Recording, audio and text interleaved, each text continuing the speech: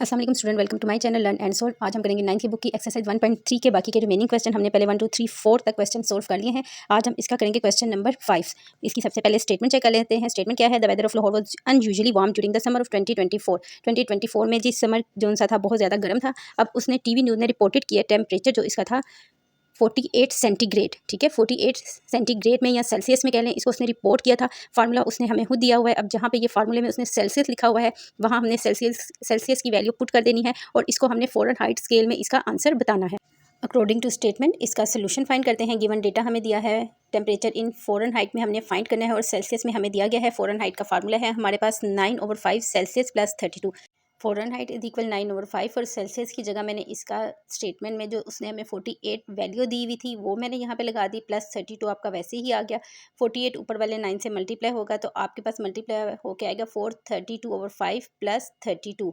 अब यहाँ पे आपने क्या करना है, 5 का आपने एलसीएम लेना है। 5 1 5 आपके पास आ जाएगा तो 432 आपको ऊपर वैसे ही आ जाएगा, प्लस नीचे क्योंकि 32 के नीचे कुछ नहीं था मैंने 1 लिख लिया और 1 के टेबल में 5 पे ही आता है तो 5 को आप ऊपर वाले 32 से मल्टीप्लाई कर देंगे तो आपके पास आ जाएगा 160। 432 प्लस 160 करेंगे तो आपके पास आ जाएगा 492। इसको आप 5 पे डिवाइड करेंगे तो आपके पास आ जाएगा 118.4 फ़ारेनहाइट में, जो कि उसने हमें कहा था करें सेल्सियस को, इस तरह हमने फ़ारेनहाइट में कन्वर्ट कर दिया।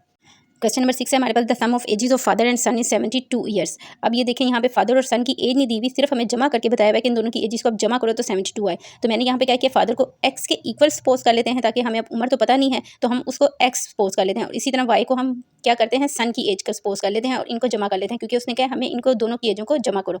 एक्स मैंने सपोज कर लिया है फादर की एज, सन की एज वाई सपोज कर लिया है, दोनों में बीच में प्लस का साइन डाल दिया है ताकि इनको जमा करेंगे तो हमारे पास एज बन जाएगी 72 ईयर्स। नेक्स्ट अब दे रहा है 6 ईयर्स अगो, 6 साल पहले। अगर पहले की बात करनी है तो हम क्या करेंगे, माइनस करेंगे ऑब्वियसली। 6 साल पहले बाप की उम्र, ठीक है, 6 साल पहले फादर की उम्र। तो जिस तरह हमने फादर की उम्र क्या सपोज की थी, एक्स सपोज की थी, तो एक्स में से आपने ये वाला 6 माइनस कर देना है। इसी तरह बेटे की उम्र क्योंकि हमने वाई सपोज की थी, वाई में से ये वाला 6 माइनस कर दें। लेकिन इसके आगे उसने दिया हुआ है 2 टाइम्स द सन, सन की एज उससे डबल थी। तो जो y -6 लिखा है इसे ब्रैकेट में करके इसके बाहर ये 2 टाइम्स वाला 2 कर दें कि जब भी इसकी जो भी एज हमारे पास फाइंड होगी हम इसको बाहर वाले 2 से मल्टीप्लाई करेंगे तो उसकी उससे डबल एज हो जाएगी। क्वेश्चन को समझना बहुत ज़रूरी होता है, समझ के करेंगे तो ये आपको क्वेश्चन कभी भी पेपर्स में नहीं भूलेंगे और आपसे मिस्टेक नहीं होगी, इसलिए इसको मैंने बहुत वजाहत के साथ आपको एक्सप्लेन कर दिया है। उम्मीद है आपको क्वेश्चन अच्छे से समझ आ गया होगा। चैनल को लाइक शेयर और सब्सक्राइब कर दिया करें ताकि आपको बेल नोटिफिकेशन टाइमली मिल जाए। आइए कॉपी पे चलते हैं, देखते हैं हमने इस क्वेश्चन को अब कैसे सोल्व किया है। इसको 1 बाय 1 करके क्वेश्चन नंबर 6 को हम सोल्व करते हैं। इसके सारे पार्ट। लेट्स फादर एज, जैसे कि मैंने कहा था एक्स के बराबर इसको सपोज कर लिया है। सन की एज जो सी है वाई के इक्वल सपोज कर लिया है। अकॉर्डिंग टू कंडीशन हमारे पास क्या थी, इन दोनों को हमने जमा करना था। X plus Y is equal 72 आ गई। 6 ईयर गो एक्स -6 और इसी तरह सन की एज जो सी थी 6 ईयर गो वाई -6 और उसके बाहर ये 2 मैंने लिख दिया। ठीक है, एक्स -6 फादर की एज क्योंकि उसने कहा था माइनस करना है। सन की एज में भी 2 बाहर लिखे वाई -6 कर लिया, दोनों को इक्वल रख लेते हैं। X -6 is equal to Y -6। ठीक, जहाँ तक आपको समझ आ गई। एक्स -6 इज इक्वल 2 को अंदर वाली वैल्यू से मल्टीप्लाई कर दें तो आपके पास 2y -12 आ गया। नीचे अब आपके पास है एक्स -2y, वाई और एक्स इकट्ठा कर दिया, -12 और +6 सादी रकमें अलहदा ले ली। -12 में से 6 माइनस करेंगे तो आपके पास -6 आ जाएगा। एक्स -2y इज इक्वल आपके पास आ गया -6। अब स्टेटमेंट 1 जो थी x प्लस 72 और स्टेटमेंट 2 ये हमारे पास होगी x -2y is equal -6। Statement 1 हमारे पास कौन सी थी, जो हमने ऊपर स्टेटमेंट खुद बनाई थी ना, x plus Y is equal 72, जो उसने हमें क्वेश्चन में दी थी कि बाप बेटे की उम्र जमा करो तो आपके पास 72 है। तो इसको इसमें से अब हमने स्टेटमेंट 1 को स्टेटमेंट 2 से माइनस कर लिया। माइनस करते वक्त आपको पता है साइन नीचे वाले चेंज होते हैं, ये मैंने साइन चेंज कर लिए हैं। एक्स एक्स से कट जाएगा, 2y में एक y प्लस करेंगे तो आपके पास आ जाएगा 3y इज इक्वल 72 में 6 प्लस करेंगे तो आपके पास आ जाएगा 78। y वाला जो था 3 मल्टीप्लाई हो रहा था तो इधर आके डिवाइड हो जाएगा, इसको हमने 78 से डिवाइड किया तो y हमारे पास आ गया है 26। अब उसने जैसे हमने स्टेटमेंट से लिया था y -6 कि उसको माइनस करेंगे तो हमें पता चलेगा कि क्या उसकी 6 साल पहले एज थी, तो y इज इक्वल 26 -6 करेंगे तो बेटे की एज हमारे पास आ गई है 20।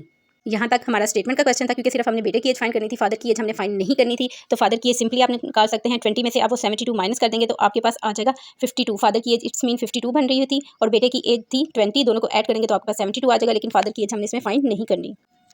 क्वेश्चन नंबर 7 की तरफ आते हैं हम। अपने क्वेश्चन नंबर 7 था, Mahira boat a toy for rupees 1500 and sold it for 1520, what was her profit percentage. बहुत ही आसान क्वेश्चन है ये, हम सबको पता है, हम सब लोग चीज़ें खरीदते रहते हैं, इसलिए ये निकालना हमारे लिए बिल्कुल मुश्किल नहीं है। स्टेटमेंट के मुताबिक कॉस्ट प्राइस उसकी है 1500, सेल प्राइस है उसकी 1520।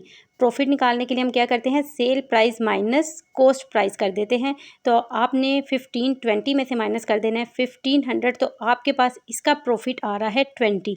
लेकिन क्योंकि उसने क्या इसकी परसेंटेज में फाइंड करें, तो परसेंटेज हम कैसे करते हैं, profit over CP multiply 100, profit over cost price multiply 100। Profit आया था 20, कॉस्ट प्राइस थी 1500 मल्टीप्लाई 100, 2020 से कट गए। 15 को आपने 20 के साथ कटिंग कर दी है। 5 के टेबल पे ये कटिंग होगी, 5 3 द 15, 5 4 द 20, दोनों की कटिंग होगी। इसको डिवाइड करेंगे 1.33%, ये आपका आ गया है प्रॉफिट। प्रॉफिट जो 20 था उसको परसेंटेज में हमने कैसे लिख लिया, 1.33% के साथ। क्वेश्चन नंबर 8 की स्टेटमेंट देखते हैं। क्वेश्चन नंबर 8 की स्टेटमेंट है, तैयब की जो एनुअल अमाउंट है सालाना, एक साल में वो जो कमाता है 9,60,000 है, while the exempted amount is 1,30,000। अब एग्जेम्प्टेड अमाउंट वो होती है जिस पे आपको टैक्स पे नहीं करना होता, ठीक है। कमा वो रहा है 9,60,000, इसमें से उसको 1,30,000 पे टैक्स की छूट है, वो टैक्स नहीं अदा करेगा। जो बाकी रिमेनिंग अमाउंट रह जाएगी, इसको हम माइनस कर लेंगे इसमें से। तो रिमेनिंग अमाउंट पे टैक्स की उसने क्या परसेंटेज क्या है, 0.75 अदा करनी है।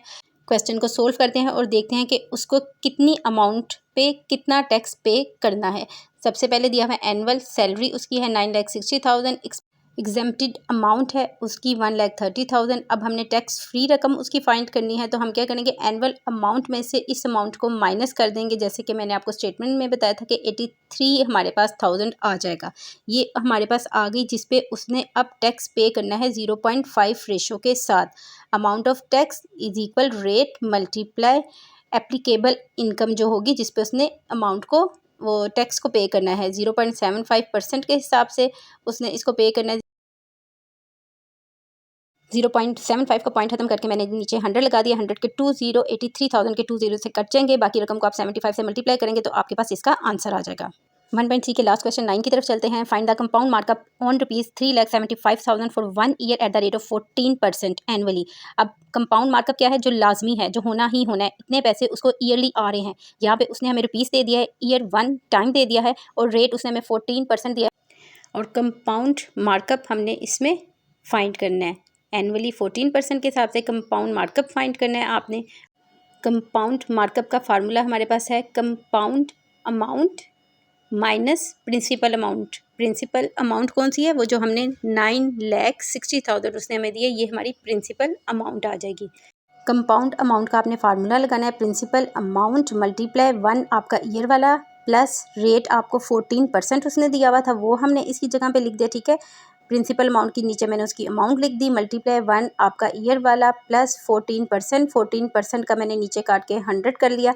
14 को आप 100 पे डिवाइड करेंगे तो उसके बाद इसमें 1 प्लस करेंगे तो आपके पास आ जाएगा 1.14। 1.14 को आप मल्टीप्लाई कर दें, 3,75,000 है तो आपके पास आएगा 4,27,500 आ जाएगा। कंपाउंड मार्कअप का फार्मूला इस पे लिखते हैं, compound amount minus principal amount, जो आपकी आई है 4,27,500 में से माइनस कर दें 3,75,000, तो आपके पास इसका आंसर आ जाएगा। उम्मीद है आपको आज के तमाम क्वेश्चन आसानी से समझ आ गए होंगे। चैनल को लाइक शेयर और सब्सक्राइब कर दीजिएगा ताकि आपको आने वाली तमाम वीडियोस टाइमली मिल जाएं।